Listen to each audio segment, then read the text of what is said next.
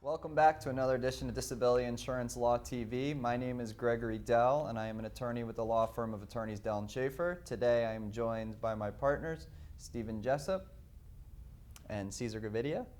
And today we are pretty excited to talk about Unum Insurance Company because Unum is the world's largest disability insurance company. In this limited time that we have today, we're going to try to say as much as we can about Unum, but we're really only going to be able to scratch the surface. As you can see from looking around our website, we really have a lot of information here about Unum, which includes cases around the country, cases that our law firm has handled, as well as other financial information about Unum.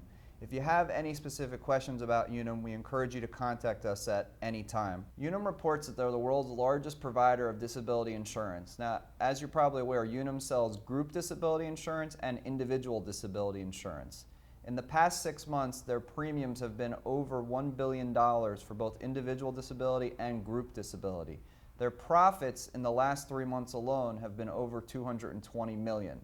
They are a multi-billion-dollar company, and they have over 10,000 employees currently that work for them. A little bit about the history of Unum. Like I stated earlier, they started in 1848, and in approximately 1938, they were known as Provident Life Insurance Company, and in 1938, they started selling long-term disability insurance policies. Eventually, they acquired the Paul Revere Life Insurance Company, and in 1997, Provident and Paul Revere merged into each other. In 2007, for marketing purposes, the company became known as Unum. So there's a lot of people watching this video who may have an old Provident policy, you may have a Provident Paul Revere policy, you may have just a Paul Revere policy. All of those policies are governed by Unum. Additionally, you may also have a Colonial Life policy, you may have a First Unum Life policy. All of those policies are being administered by Unum. So we've handled claims against all of those companies, and throughout the website you're going to find information and cases about all of those companies. So in deciding what we were going to talk about today, we figured we would start off talking a little bit about some of the claims handling practices for which Unum has unfortunately become notorious for. One of the probably most infamous situations that's gone on with Unum in the past 10 years was the regulatory settlement agreement, which basically took place in 2004. And in 2004, 3 states started the regulatory settlement agreement and another 47 started, and that was all about unfair claim settlement practices by Unum in the way in which they handled both group and individual disability claims. After a full investigation was conducted against Unum, it was determined that Unum was conducting unfair settlement practices, and an arrangement was reached in which Unum agreed to review thousands of long-term disability claims. They were also fined $15 million for their conduct. After reviewing thousands of, basically after going back over thousands of long-term disability claims that have been denied, Unum ended up paying out an additional $676 million in disability benefit claims. Supposedly, Unum put into place new claims handling practices that they were obligated to follow whenever they would evaluate whether it was an individual claim or a group disability claim. It's always interesting to look back at a lot of the cases of long-term disability claims that have been denied by Unum since the regulatory settlement agreement went into place in 2004. And I think in preparation for today, Steve has looked up some cases regarding Unum, both individual and group, and how courts have evaluated Unum's claims handling processes, especially since the regulatory settlement agreement was reached in 2004. There was a case not too long ago up in New York where a gentleman basically for over 13 years fought with Unum to try to get his benefits, had to take it all the way past trial court level into an federal appellate court before a ruling came down in his favor. And in that case, obviously it was citing to various other courts that had been lashed out against Unum. And some of the choice words were such, according to an examination of cases involving First Unum, which is the New York branch of Unum, reveals a disturbing pattern of erroneous and arbitrary benefits denials, bad faith, contract misinterpretation, and other unscrupulous tactics. Basically, they got to the point of calling Unum's practices culpably abusive, and really just saying, how is it that you could possibly have claimed that you gave a fair review. You came up with these guidelines that you were going to take a look at the policies and the claims under them, yet you then try to blatantly ignore them and, in a lot of ways put the insured through the ringer and really make the insured almost a war of attrition and break their will down to a point where they just want to give up. There's seemingly no end in sight.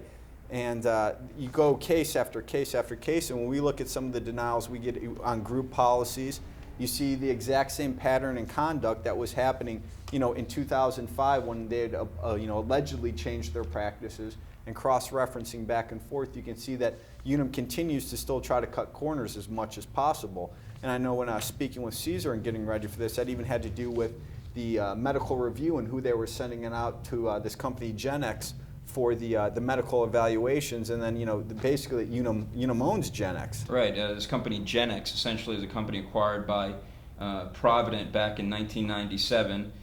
This company is a third-party case management claims company that they're basically contracted by different disability insurance companies to handle their claim administration and claim evaluations. And what happened is that GenX is basically there's a facade that they're independent in some way, and they're not. They're paid and they're owned by Unum Provident. That company was actually eventually sold in 2007, but there's hundreds and hundreds of thousands of claims that were evaluated by this purportedly independent company. Right. I think the other thing to discuss is that we've reviewed probably over 1,000 claim denials between group and individual denials for Unum, and I know Cesar, you and I, we just finished that trial against Unum on behalf of a doctor up in Illinois, and we had the opportunity to once again, amongst the well over 100 depositions of different Unum employees, actually go through a full trial with them and see the Unum representatives have to be held accountable for their actions actually on the stand. And in our particular case, which was a week-long trial for a physician who stated that he was unable to perform the material duties of his occupation due to a back problem, Unum said, no, you're not disabled. And unfortunately, they told this to our client in 2004, and then we didn't get to trial until late 2009. And 5.5 years later, the jury came back and said, yeah, we think you're disabled. We don't think you should be doing surgery. And, Unum all along, they sent him to one doctor who said, no, we don't see enough objective evidence, therefore you're not disabled. I mean, how many times have we seen Unum say, sorry, there's not enough objective evidence here, therefore you're not disabled? Right, and the thing with that independent doctor in our case, he would never place restrictions and limitations on anyone that didn't have a positive objective test, like a positive MRI that showed there was a herniation or a positive x-ray that showed there was a fracture. He would never place any type of disability rating on them.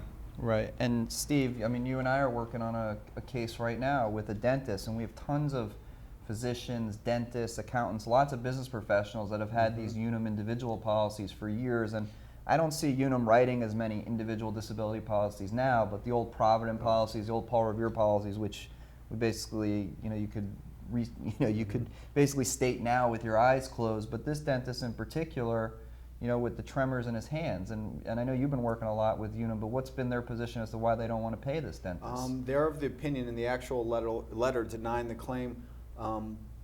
One thing they did is they had their reviewing doctor contact his general physician, his family practitioner, who's aware of the issues, who couldn't necessarily comment on a lot of the neurological findings because that would have been for a specialist. But what I found, most just appalling was they did their usual Google search. They go online and see what they can find. All insurance companies will do it. They found out that he had been playing golf, maybe a little over half dozen times over the course of 6 years, and he had done some traveling. So they said his ability to play golf shows that he's still able to lead an active lifestyle. So therefore, he should be able to still work as a dentist. Now, swinging a golf club with a essential tremor, or in his case, he also had a bilateral neuropathy, so his hands were going numb and he was in a lot of pain, and he shook, especially, and his doctor said, when his elbows were in a flexed position. There's a difference between swinging a golf club and drilling inside someone's mouth, but Unum's position was his ability to do that correlates to his ability to work. And I think, a lot of people, we get a lot of calls. Like you said, it's not so much Unum isn't writing the private policies anymore. We see a lot more in the group.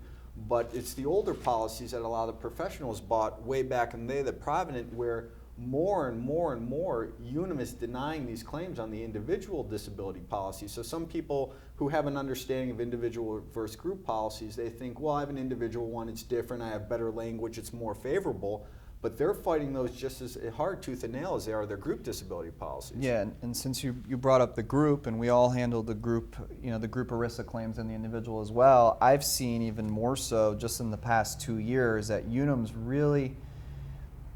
they're really writing extensive denial letters in an effort to really protect themselves when it comes to an appeal, so that they can basically say, even if they're wrong with their decision, they can say, we didn't act arbitrary and capricious. And almost every single denial letter we're getting is in the same exact format, from the way they'll first talk about the occupational duties of the person, then they'll talk about their medical condition, and then they'll always try to get some kind of surveillance, and then maybe they'll do a field interview, and then maybe they'll do an IME exam.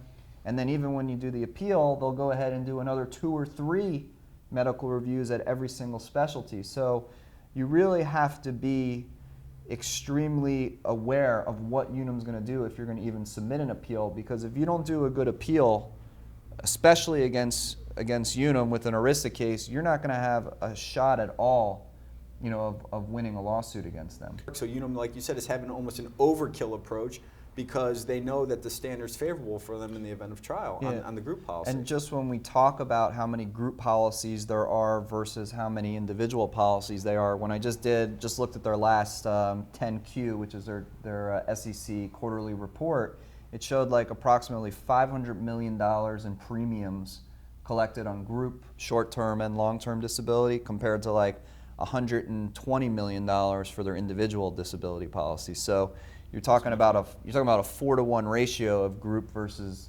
individual disability coverage, and it's a much more lucrative product for them.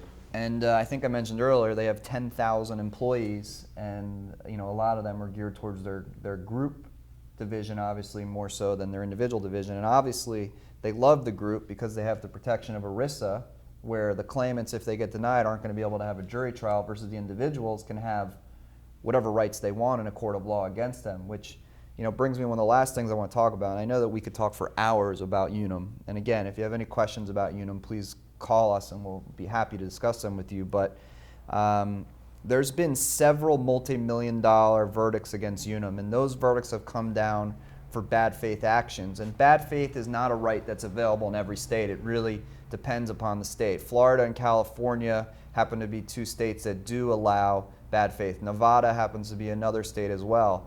And just recently, within the past 2 years, there was a case that was a business executive who happened to be one of the founders of Samuel Adams Beer Company, who had Lyme disease and battled Unum for years because they said, we don't think you meet the definition of disability. Well, he won his trial originally, and he got awarded $6 million in bad faith damages against Unum. Well, Unum appealed that, and Unum was successful in the appeal, and they got a retrial. Well, during that retrial, which didn't take place for another 4 years, it obviously went to trial again. This time the jury came back and awarded $60 million in bad faith damages against Unum. So the moral of this case is that, number one, Unum does get punished for their wrongful actions. They can continue to be punished for their wrongful actions, but in my opinion, no matter how much we continue to beat them up and prove that they're wrong on their things, they don't really change their conduct, and they're going to continue to act the way they do. And the reason they're going to do that is because this is a business for them. In the last quarter, they made approximately $220 million, and if they get hit once a year for $60 million, they can afford to take that risk. And that's a very sad reality of this business. Whether it's Unum or any company, they're going to take the risk, they're going to roll the dice, and if they think they have the slightest leg to stand on, they're going to fight the claim. So if you have any questions about Unum, feel free to call us. On behalf of myself, Cesar, and Steve, we appreciate you taking the time to watch this video regarding Unum Disability Insurance Company. Thank you.